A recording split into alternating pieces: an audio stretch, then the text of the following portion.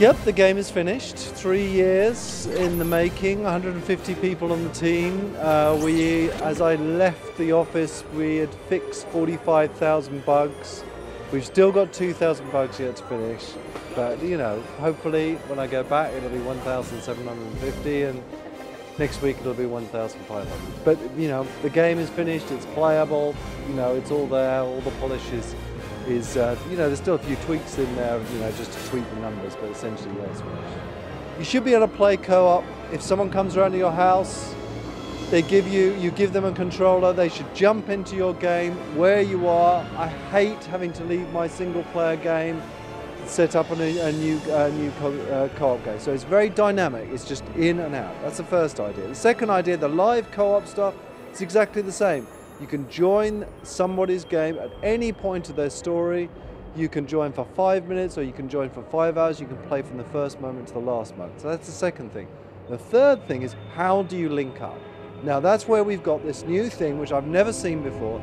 It's called ambient orbs. And what it is, every person's single player game in the world that is connected to live, we are tracking the coordinates of where their heroes are. And those uploaded to a server, and you see this little poor purple orb come along the street, and then you know, oh, that's Peter.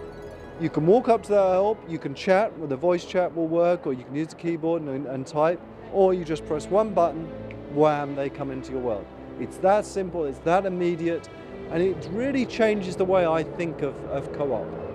We had to give you, the owner of the world, some control.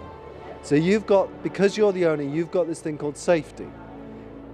Don't turn safety off unless you know the person really well, because they can have the ability to literally wreak mayhem through the world. You may have gone into this world, you may be a really nice guy, you may be really popular in the world, everyone must say like you may have, you know, a wife and a couple of kids.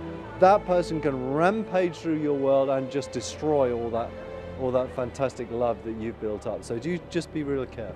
When you've got safety turned on, then your sword doesn't do anybody any damage. It will, if you take a sword out, but they won't be hurt. They just think you're showing off. The second you turn safety off, that's when your sword turns into a lethal weapon again for people in towns and cities.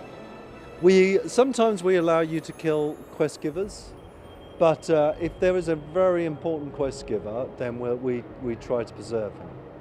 It's called a crime system in the game. And when you commit a crime, it's only when you're seen to commit the crime. So if you can drag NPCs or quest givers down to a place where no one can see them, you can then just kill them off, and you wouldn't get arrested. What I do is I have my team of designers, and we sit in the room and we talk through some of the features, and some of them are my ideas, some of them are their ideas. And what ends up happening is that this vision of what the game is going to be is different in everybody's heads.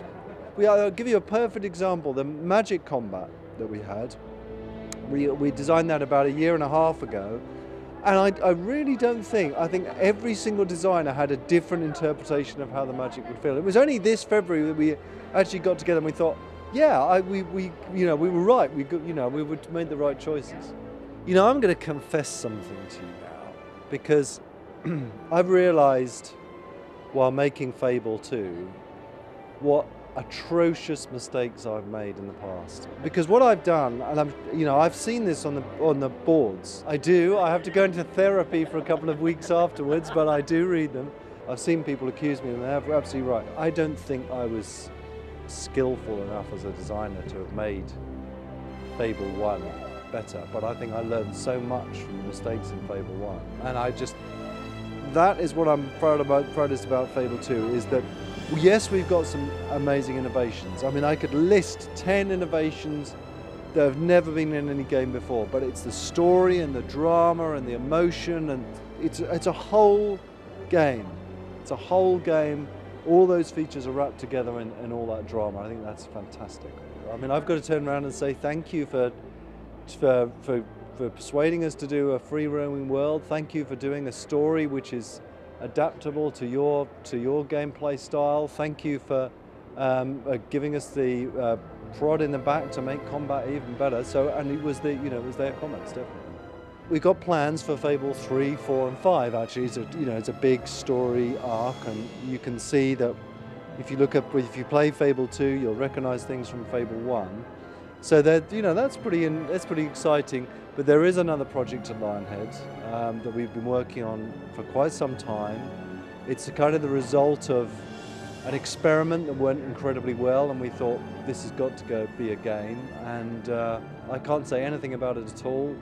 I mean, I've always been fascinated by challenges, and I've always said to myself, well, one day I really should do a sports game. It's just simply because, it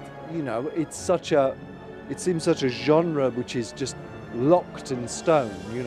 We know how we do sports games, we don't do them other way, and that is a real challenge to me. Same with things like driving games. I think those sort of games. It's what I want is for a game that I do next is a really big challenge.